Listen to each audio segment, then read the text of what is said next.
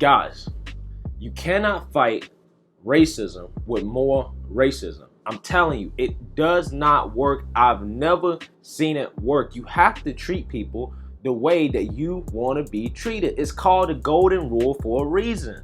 But before we get into that, my name is Greg Foreman, and I am coming to you guys today from beautiful Charleston, South Carolina. Beautiful place to vacation. Make sure you like, comment, and subscribe to my videos. You can also follow me on Twitter at gforemanbcp. And most importantly, share a black conservative perspective, aka a liberal's worst nightmare.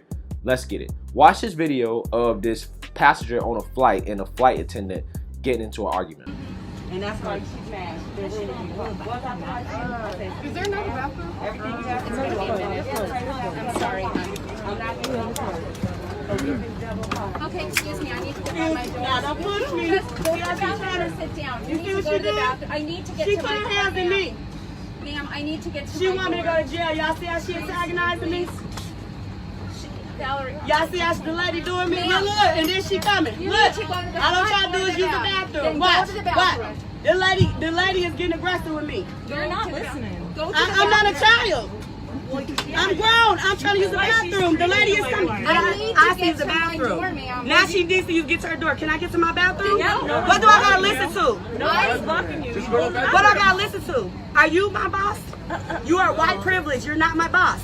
Sit down. Sit down. Oh, thank you. You're not my boss. I need to. And you're not my boss. You're white privilege. Sit down. You don't have privilege over me. Oh, I don't. Thank you. You have privilege. No, but all of a sudden you got to go back here. You wait for me to get to my bathroom and have respect for me like you've been having. Call them now. Call them. I need to get to my door. Good. And I need to get to my bathroom. So you rate and respect people. You have white privilege and it's not here. It's over with. It's 2020. Yes, it is. Wake up. You got a mask on. Yes, I do. So you're under the government too. You're confined. And you don't have white privilege anymore. I'm a queen. California. She was from a black queen. Okay, well, I need you don't talk because you so privileged that you got to get to somebody else and tell them you're not listening. I don't have to listen to you. Then go to the bathroom. You don't run me. You go to the bathroom. You shut up and stay in your lane. Okay. You have nothing to do with this, little girl. I'm not talking to you. Listen to your mama.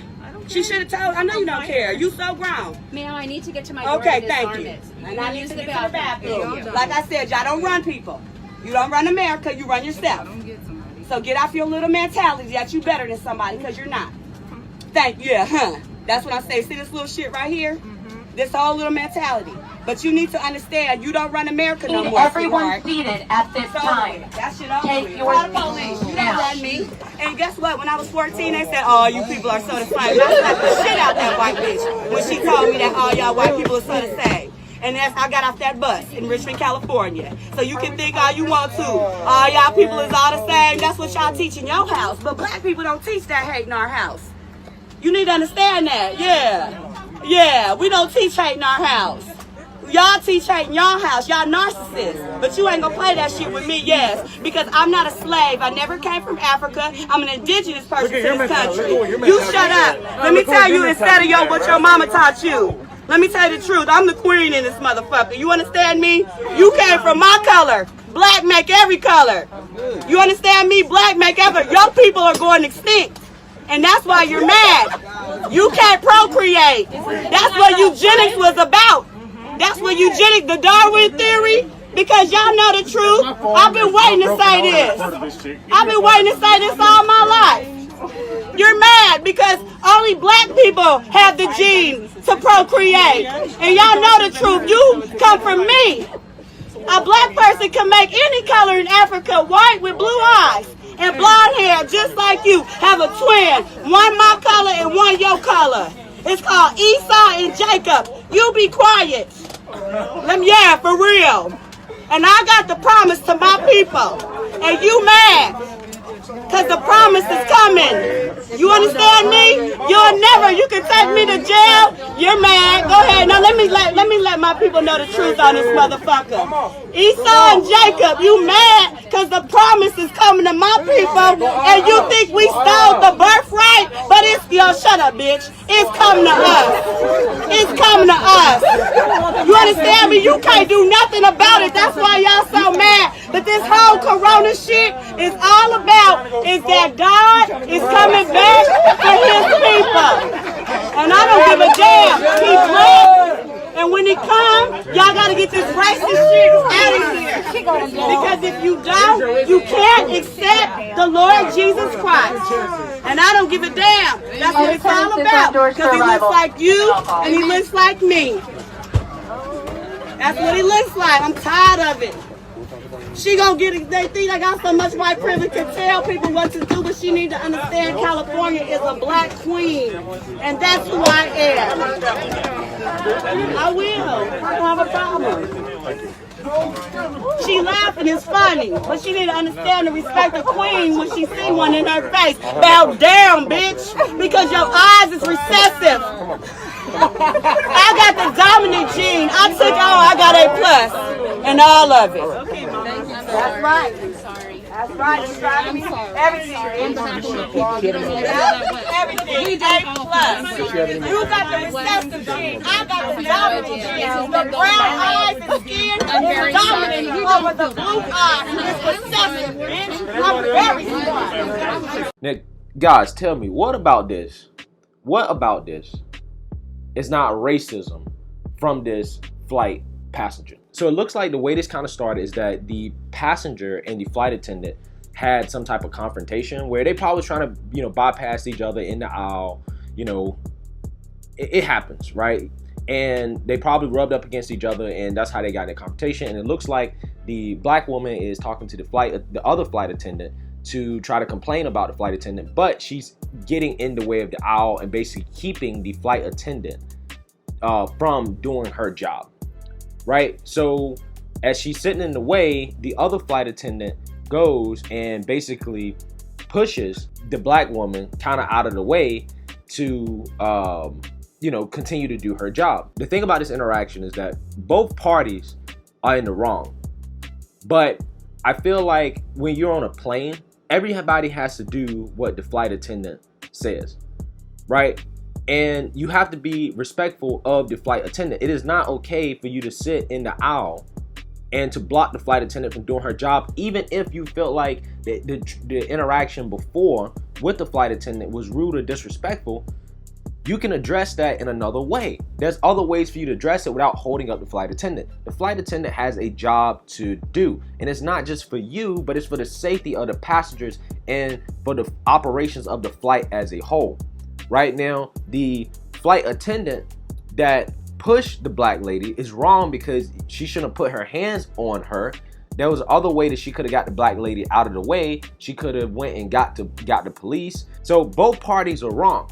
But I think this goes off the rails when the black lady starts to accuse the flight attendant of white supremacy, because obviously this is not a case of white supremacy. This is a case of two people interacting with each other in a way that's negative and having a misunderstanding to where it could have been easily solved if one party tried to be the bigger person about it.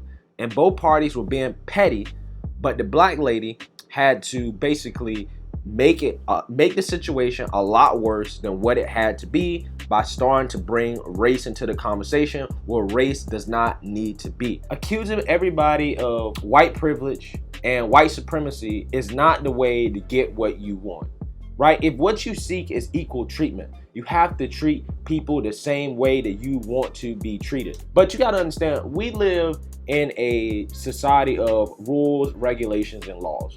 Right? When you're on a plane, it doesn't matter whether the plane is taking off or not. When you're on a plane, you have to follow the rules and you have to follow the directions of the officials that are on the plane, right? And the flight attendant is an official on the plane. If the flight attendant tells you that you need to move out the way so she can get to the door, so she can do her job, you need to move out the way so she can do her job, because at that point, you're posing a risk to the other passengers on the flight. I mean, it's very simple stuff, right? You have to follow directions, right? If somebody tells you what to do, sometimes they're just doing their job. It's not about white supremacy or racism or all these other accusations that people want to throw out at people when they don't like being told what to do. And that's what this comes down to. It comes down to a person not liking what somebody else is telling them to do, because of their skin color. Because in this situation, it's not about race. It's about the fact that this flight attendant has a job to do. It's very simple. And to me, you know, when you start accusing people of white supremacy and white privilege, when that literally has nothing to do with the situation, that shows that that person has low self-esteem. And that low self-esteem comes from a place of victimhood. That victimhood comes from the liberal agenda and this Black Lives Matter agenda that is here to tell black people that they are inferior to white. If you really feel like you a queen, I'm a queen, king, whatever, right? That's fine. But how can you feel like you're a queen but also feel like white privilege is a thing? It doesn't make sense, right? Because essentially what you're saying when you accuse people of white privilege is that you're saying that white people are above you. But you're also saying that you're a queen. It doesn't make sense. Royalty goes about their business. They're not concerned with peasants, right? That's what royalty is supposed to do. You're not acting like royalty. You're acting like a peasant. That's what you're acting like. You're acting like somebody who has low self-esteem, who thinks that white people are the reason why everything bad in your life has happened. And it's a disgusting mentality. And I don't blame her because she's ignorant. I blame these movements like Black Lives Matter and these Democrat politicians and these super liberals who push this victim mentality on black people to make them feel that it's acceptable to act this way in public towards other races. It's just not. It's not acceptable. You have to treat other people the way you want to be treated. If you want respect and equality, treat other people with respect and equality. It's very simple. It's very simple. All you had to do was do what the flight attendant was telling you to do, and then you could have went to the bathroom. It would have been fine. You would not have to been escorted out for that flight by a police officer. And I'm glad that police officer was black, because then she couldn't accuse him of being racist either. Because that's what she would have done. If there was a white police officer, she would have accused him of being racist. Now, guys, imagine if this situation was reversed. The roles were reversed. It's a black flight attendant and a white passenger. This would have been on CNN, MSNBC. This would have been on all the liberal news networks as an example of white supremacy and white privilege that exists in our society, where you would have a white passenger bossing around and telling a black flight attendant what to do and throwing racial slurs at that black flight attendant.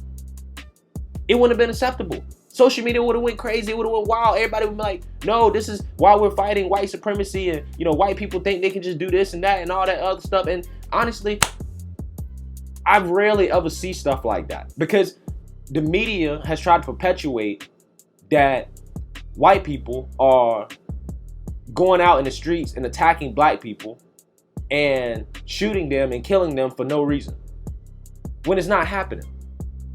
But what is happening is that we're having these altercations in the streets where I see a lot of black people going up to white people and trying to have these microaggressions and trying to easily be offended to start drama and then take out their cameras and record it and post it on social media for clout, to try to prove that, hey guys, racism exists. Hey guys, you know, look at this form of white supremacy. White people so evil. White people so this, so that. It's all for clout. It's all for clout. They just hopping on the liberal money train. That's all it is. The victimhood money train. But you know, if you would get to a point where you stop being so concerned about white people, stop being so concerned about what they think about you, stop being so concerned about getting their attention, stop being so concerned about getting their love, and you focus on yourself and improving your own self-esteem and loving yourself, you will get to the point where you actually become a queen. If that's what you want to be. Stop worrying about what other people think about you and worry about yourself. Treat other people with respect. Treat other people with compassion. Treat other people with love. It's very simple. You cannot fight hate with more hate. You cannot fight racism with more racism. It doesn't have to be this way. A black and white person can interact with each other without having to get in an argument or start throwing racial slurs at each other, even if the interaction is contentious or negative. We don't have to do that. All we got to do is just be like, you know what? Let me just do what I got to do. Let me move on. Let me walk away. Let me be the bigger person. That's all you got to do. But again, these movements are indoctrinating these people into adopting this victimhood mentality to where they feel like they have to be overly aggressive towards any type of interaction they have with somebody that's of another race, or specifically white people. And it's a damn shame. We have to move past that. We have to start thinking better about ourselves. We have to start thinking that we are truly equal. And if I am truly equal, I'm going to carry myself like I'm an equal person. I'm not going to carry myself like a victim.